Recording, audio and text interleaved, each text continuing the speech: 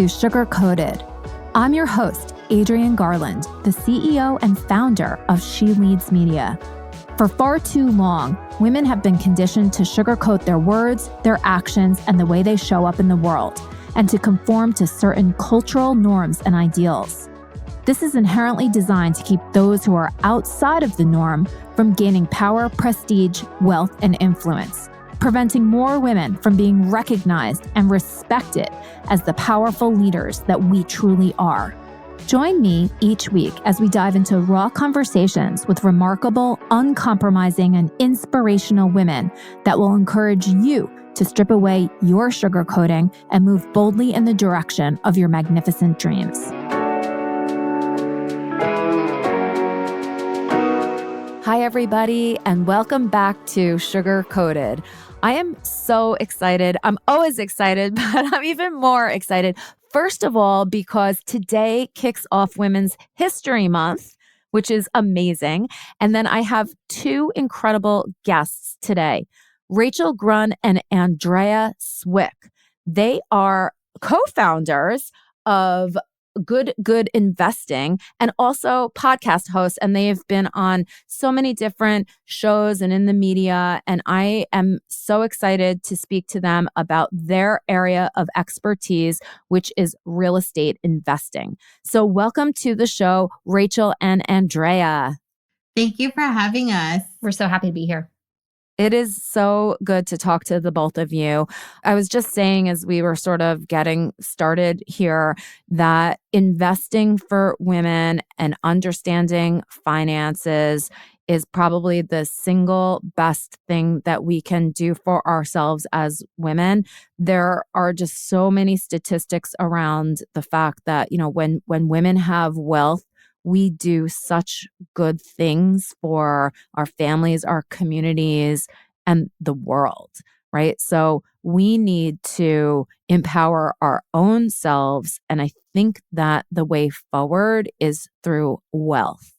So let's kind of dive in. And why don't the both of you tell me how you came together to start this business and why and sort of what it's all about? For sure. You take it first, Andrea. Yeah, I was just going to say, Rachel and I come from two different worlds. Rachel kind of grew up in the real estate industry with her parents being super familiar with all types of real estate. And then I came from Silicon Valley, working corporate America and grinding every single day, trying to climb up that corporate ladder until I just thought okay, that's enough. I need a little bit more time freedom. And so we met each other at a very, I would say, male-dominated event. And we were like, oh my gosh, another woman, So we're like, let's get coffee. And we were both local. And so we had coffee and we just aligned on our values and our goals, and specifically around educating women and others about real estate investing.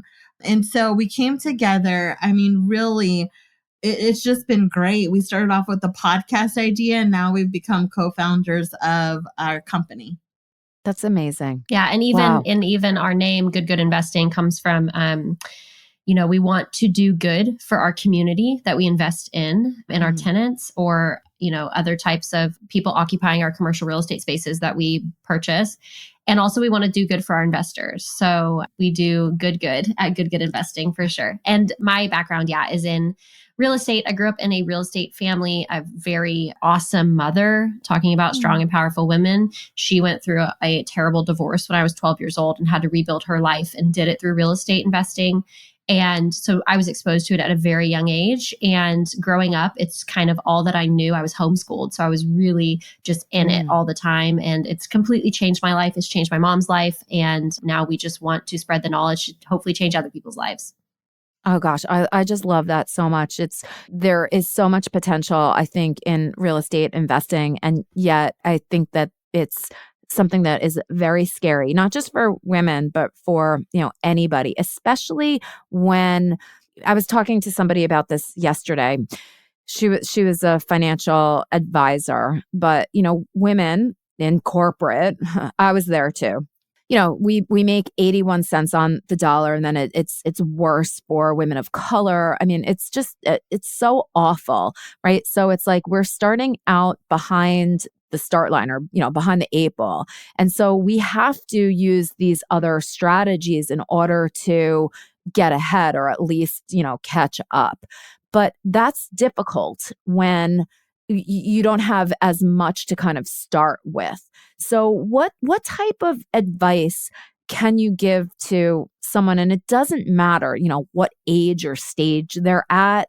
What advice can you give for even setting yourself up to be able to invest in real estate somehow?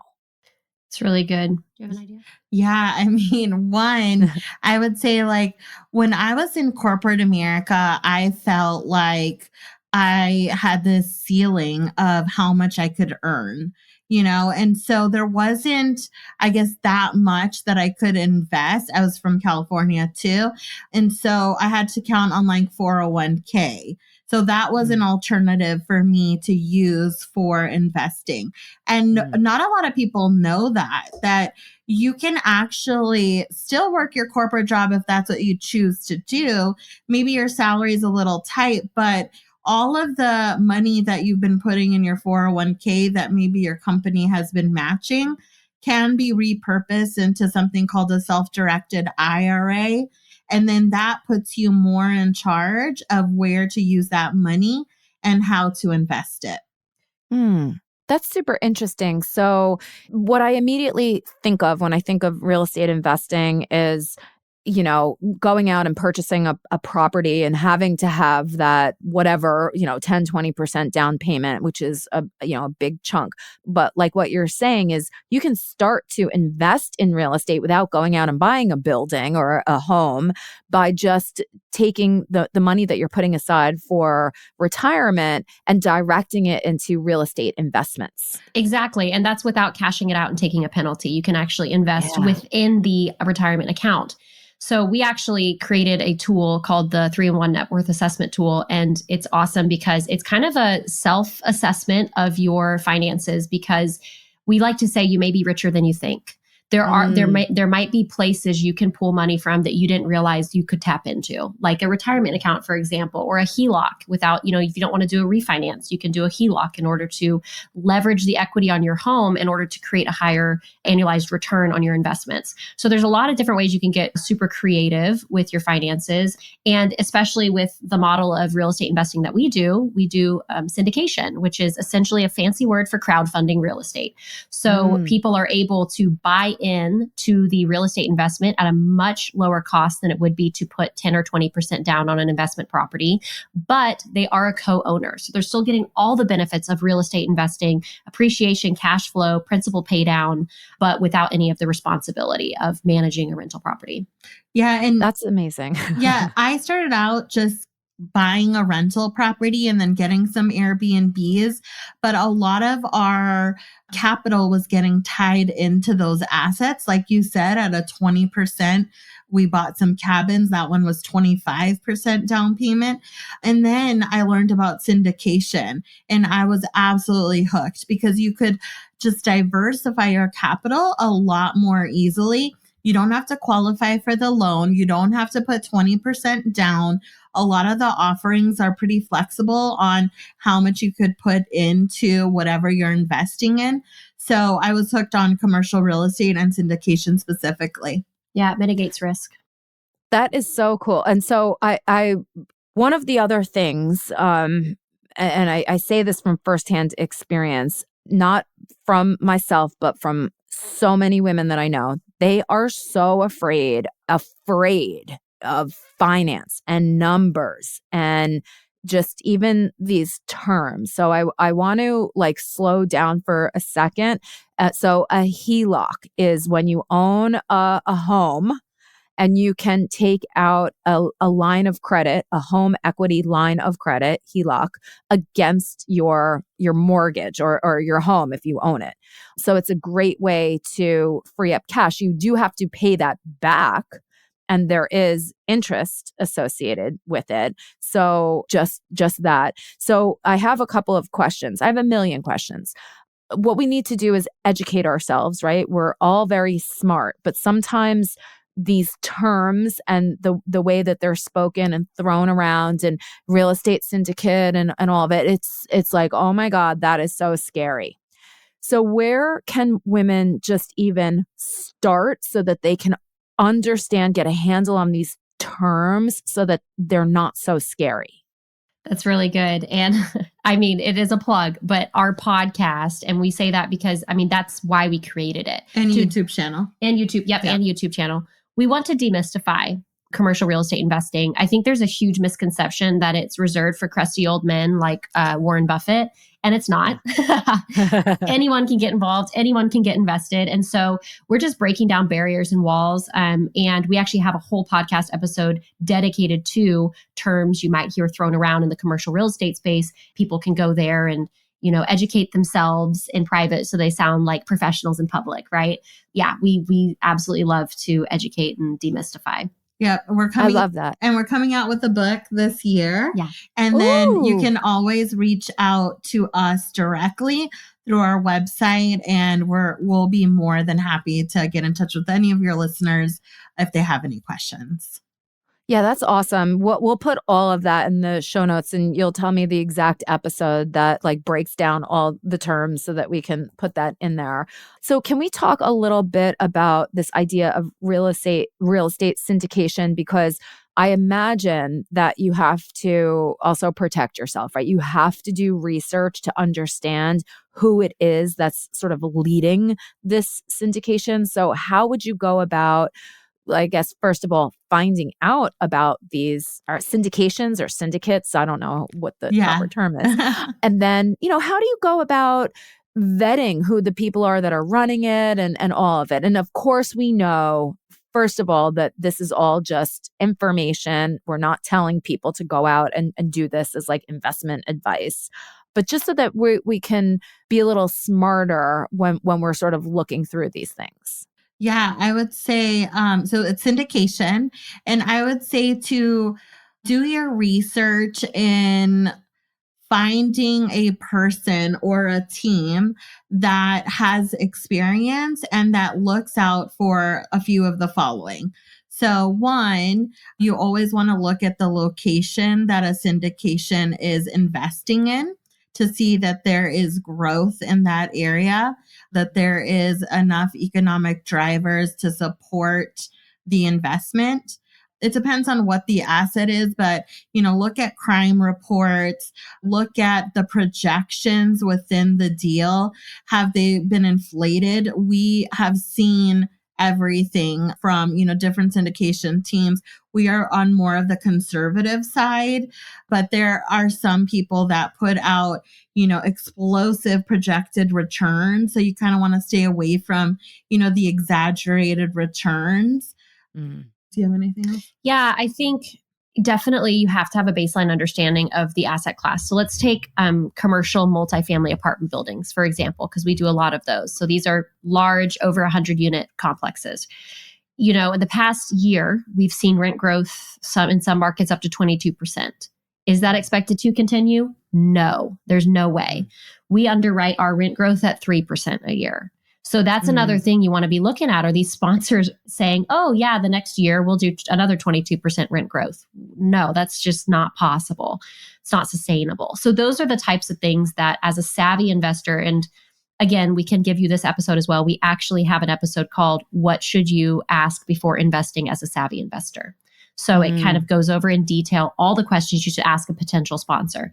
Now, to your question about where to find these deals. So our industry is highly regulated by the Securities and Exchange Commission for good reason, because there were bad actors, like Bernie Madoff that lost people a lot of money. So we are not allowed to generally advertise or solicit our investments to the general public. So a lot of these investments are word of mouth. So I think once you insert yourself into a community of syndication sponsors, there will just be more and more that come out of the woodwork. You can always ask, even us, you can say, hey, love you guys, love what you're doing. are there any other sponsors that you respect that you would recommend? And then we would, of course, be happy to facilitate an introduction because there are enough deals to go around. But yeah, I think there is that huge barrier to entry just because of the lack of advertising and communication. Now, we are working on a deal right now where we will be allowed to publicly advertise. However, the caveat to that deal structure is that we are only allowed to accept accredited investors. And an accredited investor is someone who earns at least $200,000 a year if they're single, $300,000 if they're married, or has a net worth over $1 million, not including their primary residence. Yeah. And that's our first deal that we're doing that way. Our previous deals have accepted accredited and non-accredited, but again, we aren't allowed to advertise those. Yeah. In full transparency, the way that I found out about syndication was getting in the room with the right people, and I had to pay a lot of money to get into that room. And so it is really about who you know. So the commercial real estate space is very unique, where a lot of the people in that space are very wealthy people, right? But then we're trying to break that down and get more people the right information and be a lot more open on the deals. And hopefully we're doing that through, our podcast and our YouTube channel. And your book, which I cannot wait. So I assume that the book is very much in line with everything that you're doing, the educational aspect and access, right? Yeah. So I love this. And, it's kind of firing off a couple of different things for me. It's this idea of privilege, right? The rich protecting their community, their assets, and really creating a barrier so others don't get in, because it's this idea, like you said, Rachel, there's enough to go around. Well, they don't believe that there's enough to go around, right? They want to hold on to their own thing. And Andrea, when you said you had to pay a lot of money to kind of get into this world, I mean, I want to ask, whatever you feel comfortable with, but when you say that, $250 is a lot of money for me right now. So what is a lot of money? Is it thousands? Is it hundreds of thousands? What's a lot of money? Yeah, this is crazy. So it was a leap of faith. We had never spent this much money, but to get into the room for one of the ecosystems for multifamily was $35,000 just for the mastermind. And then to be taught how to analyze these deals was another $35,000. Wow. And then it turned out that ecosystem, it was fine, but another one fit better for us. And that was another $35,000. So, I mean, it's been a lot in education and getting into the right rooms, but it's definitely been worth it. And so now, we feel like our viewers and our listeners don't have to pay that money because we're helping educate them for free. So, we're sharing what we learned from our super expensive masterminds. But and also there are some deal sponsors out there who are putting together syndications that actually charge passive investors thousands of dollars in order to even just receive the deal into their mailbox, their inbox. Yeah. So we don't do that either. Yeah. No, this is so interesting. And I love peeling back the curtain on this, because this is the stuff that we need to get involved in. And all the networks, right? The power of networking. If you can sort of get into these rooms, if you can get into these ecosystems, just by way of being there, there's opportunities. And so I really admire what it is that you're doing, and especially that you're focused on women doing this, because we need to be in these rooms and have these opportunities. And it seems to me that the investment that you made was truly an investment in education, educating yourself, figuring out how to operate within all of this stuff. And I'm sure with the knowledge that you gained, you were able to sort of make that back and more. Yep. Yeah, absolutely. And I on this no sugarcoating, I really do want to just challenge the listeners to get curious about finances, because I have, a bunch of friends and like for my kids' schools and everything. And they're really not interested in talking to me about investing or money or anything like that. And I just really I'm so passionate about educating. And I want the listeners to know that if you just get curious, start asking your husband, like, oh, where does our money go? Or what kind of investing are we doing? Is everything in the 401k? Did you know there was alternatives in real estate? Do you know what a syndication is? Like, start getting interested and having those conversations.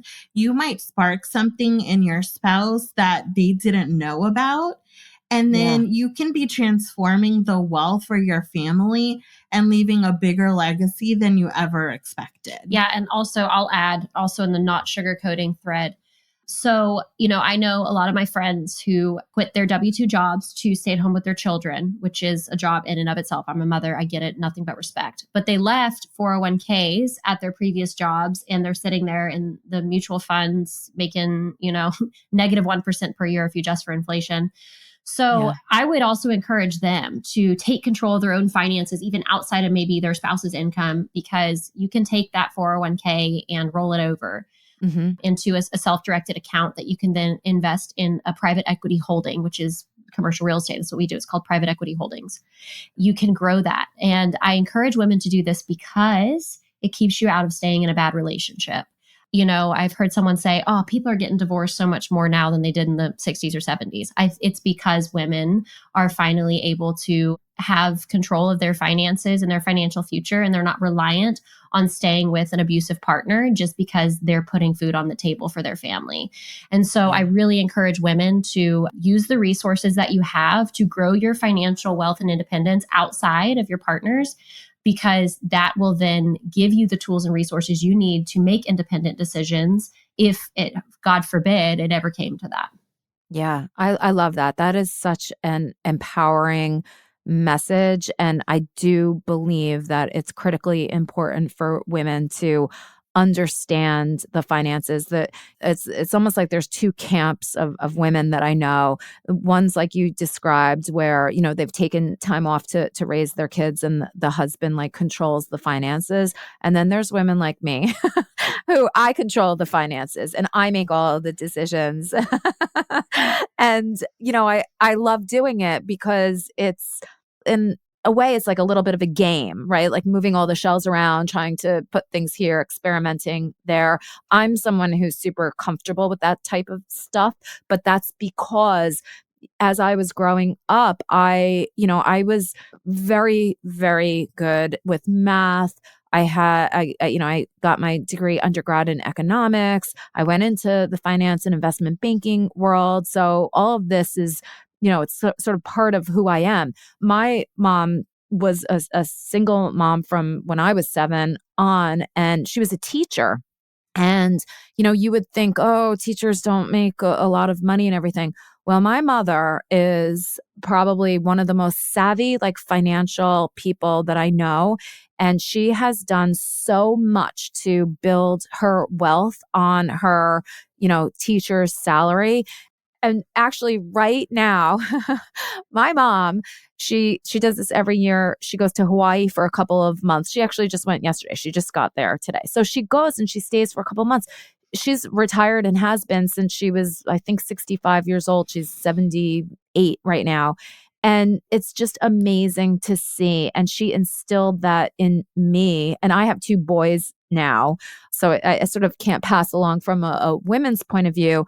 But every woman that I talk to and every young woman that I talk to, I say to them, just take a little bit and start investing now. Because the more that you do early, when you're ready to maybe not work or even take some time off to raise kids, you're going to have access to money. And money is independence. It is. Yes, 100%. Yeah. It's freedom. It's freedom. It's freedom. It really is. Yeah. One of the things that I did that I look back and I said, well, that wasn't very smart, is I did a ton early in my career and I worked in corporate. So I put a lot away for retirement, right? I always like maxed out everything. And then in the moment, I was also buying my house and my kids, but I didn't do a great job of saving for my kids' college. Even though I saved, I didn't save enough. And the cost of college these days is astronomical. Yeah. And so I think if you can make some investments early on that are, I didn't diversify into real estate. That is something I'm not in right now, but I'm super interested in it. If I had sort of had those assets, I think I could have, cashed out of them and at least been able to pay for my kids' college. Mm-hmm. Now we have taken out some loans. Yeah. And I've heard of real estate investors that have actually set their kids up for college by buying like a small rental property and getting a tenant in there, maybe not even cash flowing, but at least paying all their expenses, putting an 18-year mortgage on it. And then once their kid turns 18 and the mortgage is paid off, their kid has $400,000, depending on where you live, to use for anything, to use for college, to reinvest, to do anything that they want with, which is kind of genius. It's a way for you to make sure that your kid in 18 years has $400K that you really didn't pay anything towards because a tenant was paying it. Yeah. Oh my God. I got the chills. That is so good.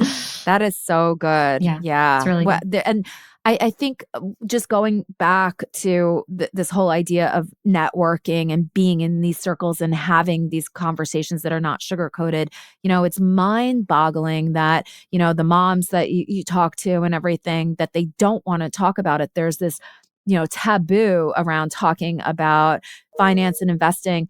And the thing that's so funny about it is this is how guys operate. If they're going to pick up the kid, they're like, oh, hey, like I just learned about real estate syndication. What's that, Jim? And that's how then they like get involved in this stuff. So we need to take a chapter out of their playbook and do those same things and not be afraid. And also not be afraid to sound stupid. Like, what the hell? What's a HELOC? Yeah. Like, say it. Ask Who it. cares? Yep, exactly. 100%. When the stakes are your future, you should not have any qualms about asking all the questions and maybe sounding stupid. But I want to always be the dumbest person in every room because that's how you learn. Yeah. That's how you grow. If you're just surrounding yourself, if you're always the smartest person in the room and you're surrounding yourself with people that aren't above and beyond whatever you're doing, you're never going to grow. Yeah. So don't be afraid of that space, don't be. And it is funny talking about, women entrepreneurs and women in business. Andrea and I are the face of GoodGood Investing. We have a podcast, incoming book, YouTube, like all this different stuff, community here in Dallas. And we're the ones posting about our investments and everything. People still call our husbands when they want to invest. Yeah. It is like without fail. And it is, it's an uphill battle as women. And so we want to just support other women that are doing the scary thing, taking a chance, taking a flyer. And we want to be their cheerleaders and say, you go, girl. Yeah. Keep up the good work because we're all in this together. Wow. So it's so interesting. I was in Dallas last weekend. Oh, yes. Awesome. My son attends SMU. Oh, no kidding. Oh my gosh. That's where my brother went. That's awesome. It's beautiful campus. Dallas is a whole other world unto itself. And I think sort of being, without making a characterization of every single woman in Dallas, there is this image that is portrayed there, that I think is different than New York, right? And so I can almost see why women wouldn't necessarily want to talk about wealth, and that there are an awful lot of, there's a lot of money in Dallas, and there's a lot of men that make a lot of money in Dallas. So I think you also have to, wherever you are, you have to sort of realize and also be interested and curious to know and to ask all of these questions. And if women don't want to educate themselves, then, I guess that's their prerogative, shame on them, because you never know what life. One day you can be living in your $19 million house that doesn't have a backyard. Yeah. 100%. And the next day, you're having to sell it in order to to just live. And we can't put ourselves in that position at all. We have to be super smart. And unfortunately, you need money to live these days, and more and more. Yes, Yeah, exactly. absolutely. And even beyond just your monthly expenses, incidentals, and kids' college and emergencies and accidents. And you want to leave a legacy for your children as well. And you can't build generational wealth working a W-2 job. You can't. You can't do it. It's your investments. That's all that it is. Your investments are the thing that will outlive you. Your W-2 will not. Do you have any suggestions for, beyond all of the great stuff and all of the great content that you're delivering? Do you have like that Bible that it's like, this was the first, book I read, or this was a great website to kind of just get up to speed on all of this? Well, I will say the real estate quote unquote Bible is the first, like the purple book is what it's called. Rich Dad, Poor Dad. Rich Dad, Poor Dad. Yes. So I think that's everyone's origin story. Yeah, for sure. Yeah. Because I think he was talking about rich dads are the ones that invest and leverage their capital. Yeah. Poor dads are the ones that live paycheck to paycheck. And we live in America. Like this is one of the only countries where we can literally, be born to a middle class, working blue collar family and die, multimillionaires. And it's through real estate investing, in my opinion. I know he also talked about it in the book as well. There's other books as well. There's actually one we have here on the table, or did you put it over there? It's called Passive Investing, like a beginner's guide. The one we're going to make is going to be very similar to that as well, just going over all the different ways that people can invest in real estate. But I would say if you are just getting curious and you haven't picked up the purple book, I think that is the best. That's the best place to start. Yeah. And if you have kids, also they have like a rich dad, version. Rich Dad, Poor Dad for teens. They have tax-free wealth. Tax-free wealth is another Tom good Wheelwright. book. That one's really good. That blew our minds because you can actually make more money investing in real estate and pay no taxes. Yeah. Let's just talk about that concept for 1 second, because I do think that that's super important. And that's something in Rich Dad, Poor Dad that sort of blew my mind. This idea of, as a W-2 employee, no matter how much money you make, all of your money, half of your money is going to taxes. But through real estate investment, it's not the same. It's not classified as the same type of income. So can you just talk about that a tiny bit? Because this is mind blowing. Yeah. So in real estate, we're allowed to claim what's called bonus depreciation. So in commercial real estate, so in your typical home that you own, you get a depreciation benefit every year from it on your tax return, right? It's a big benefit to owning a property. Depreciation is calculated on a 27.5-year schedule. I don't know why it's 27.5, but it is. So everything in your home will essentially depreciate over 27.5 years, the IRS says. Now, in our commercial buildings, we have a cost segregation specialist, which is just a fancy term for someone who comes in and itemizes every item in that property that would qualify for depreciation: appliances, fixtures, improvements, etc., in the entire property. They put it on a depreciation schedule of 27.5 years, like you would on your primary residence. However, with bonus depreciation, we can claim all 27.5 years of depreciation in year one of ownership, even if the property is 45 years old. The depreciation schedule resets every time it changes hands. So that is millions of dollars of tax write-off that we pass on to our passive investors. And with our passive investors, there's not many assets you could claim a loss while getting a gain. That's why real estate is very specific, especially when it comes to tax-free wealth. It's why billionaires don't pay taxes. Yeah. So with that depreciation, you can offset your passive income with your passive losses.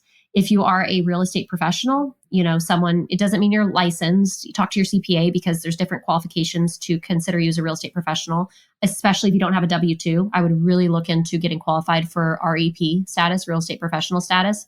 My brother retired my sister-in-law from her teaching job so that she could become a real estate professional. And now he's able to write off all of the depreciation on his ordinary income, not just his passive income. So he works for Tesla, makes good money, and now he's not paying taxes because of that. So You can get my really God. creative and strategize. And I will also say, not all CPAs are created equal. Andrea had an investor tell her that their CPA said there is no tax benefit to investing in real estate, which is insane. Yeah. So make sure that you get a CPA that's familiar with the types of investments that you're doing. So good. Thank you so much for sharing that. I feel like I'm sitting here in a master class. I love it. I love it too. And I can't wait to just dive in and learn more. I've been getting really curious about it over the last year. And I still did have in my head, I did know a little bit about real estate syndication, but I still had in my head that I had to have a big chunk of money in order to kind of like get started. And I feel now, and I hope everybody who's listening also realizes that you don't need to have a big chunk of money. And, probably the first investment that you should make is in educating yourself. Yeah. So your investment of time. Yeah. Because when you do that, then you can be smarter about that next investment and take those little baby steps. And convicted. We want our investors to feel convicted. We don't want them, like getting into the investment still kind of like, oh, I don't know. With education comes conviction, and with knowledge comes empowerment. So definitely, like you said, invest your time, educate yourself. There's so much free. I mean, this is 2023. It's not, 1990. We have the internet at our fingertips. Yeah. That's insane. Like the amount of education you can do for free. So do that, take advantage of that. That would be my biggest advice to someone listening. Well, listen, Rachel and Andrea, this has been a master class. I am so excited that we got a chance to sit down and talk. I'm going to go binge on your YouTube channel, binge on the podcast, and I can't wait. When is the book actually coming out? Oh, gosh, we're hoping this fall. Yeah. We're shooting for this fall. Yeah. Great. That is amazing. I actually have a conference that I do every year called She Leads Live. So my conference is happening in the fall in October. So perhaps, it can be a stop on your book launch, which would be very cool. That would be awesome. New York. Let's definitely touch base about that. That would be fantastic. So cool. Well, thank you so very much. This has been enlightening. And, this good investing, I just sort of love that perspective. And I love what you're doing. And I love the fact that you and I all of us are talking here on the kickoff of Women's History Month. So let's make history, ladies. Oh, I love it. I love it. Thank you so much, Adrienne. Thank you. Thank you.